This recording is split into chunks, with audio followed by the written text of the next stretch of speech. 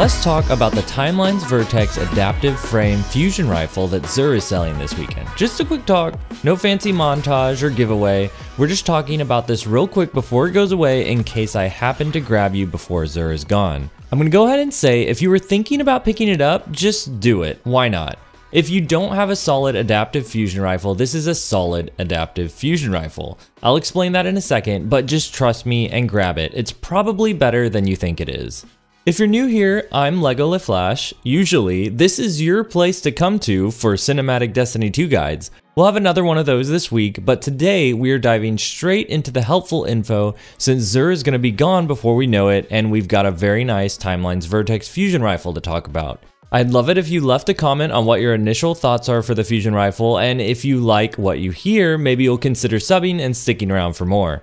Okay, I've heard a lot of back and forth on this roll, and let's face it, it's a good roll. Is it the roll? No, the higher zoom scopes, while they don't make all the difference in the world, they do make a difference, and I'm going to be getting into that in a second, but let's just take a look at the perks to start out with, because I think it's interesting that people would dismiss a fusion rifle that is so hard to come by. I think adaptive fusion rifles are some of the best in the game right now. They hit almost as hard as a precision frame fusion rifle like Main Ingredient and Plug 1, but they do it even faster, just enough damage to still 5-bolt up to 6 resilience. And if you're running something like Falcons, you can 5-bolt any resilience level Guardian no problem. So adaptives are great. Outside of the scope, this one offers pretty much everything I would say to go for, as Timelines Vertex doesn't offer high impact reserves. You've got all the range with projection fuse and a range masterwork. If you're running Void, you've got plus 20 stability from elemental capacitor and an extra plus 10 stability from firmly planted along with some accuracy buffs. With the Spark scope adding some extra range and handling,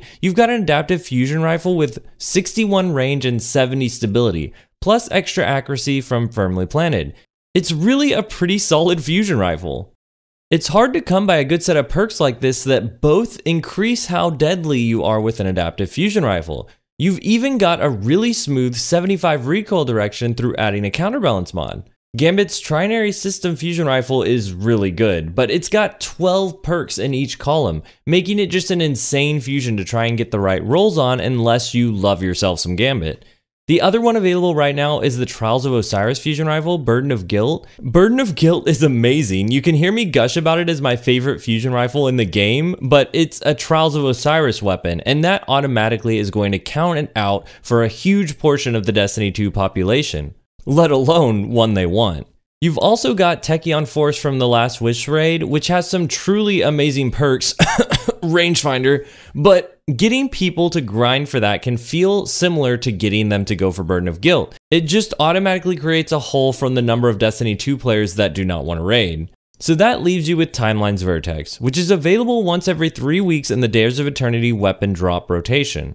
And even if you do get it to drop in that big loot pool, you have to be lucky enough to get the right one. So this very well rolled Timelines Vertex is a keeper, even if you don't have the right scope on it. But let's not just leave it at that. Why don't people want to recommend this one? Why do people swear by the long zoom scopes this thing can get that bump the zoom up to 21? Well, zoom is a funny thing on a fusion rifle. It used to be insanely good, and now it's pretty good.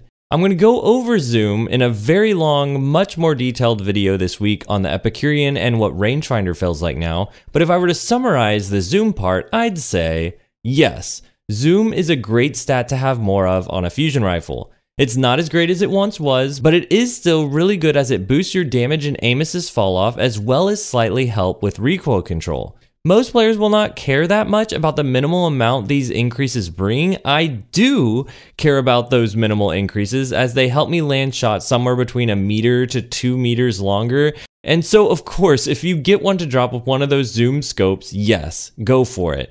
Don't worry about this roll. What if you get a good scope but not as good of a roll? Well, that will be a tough call. Even after looking at the numbers, I'd be okay with trading elemental capacitor for a roll with a higher zoom scope, but firmly planted might be a little harder to give up for the better scope.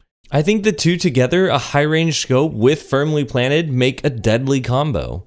All that to say, this is a fantastic roll. Pick it up if you don't have an adaptive frame fusion rifle you like. This could be the one to keep around until another god roll comes around, or you get lucky in Trials, Last Wish, or with the billion Gambit perks on Trinary system. I hope this helped you out on where this one lines up with the others, and I hope I caught you before Zur left. If you enjoyed it, hit that subscribe button or leave a comment. Until next time, GG.